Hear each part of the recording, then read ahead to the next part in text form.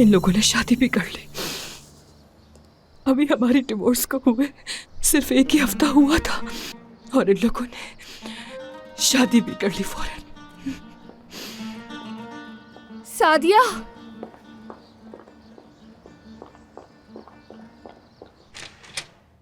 चलो आ जाओ।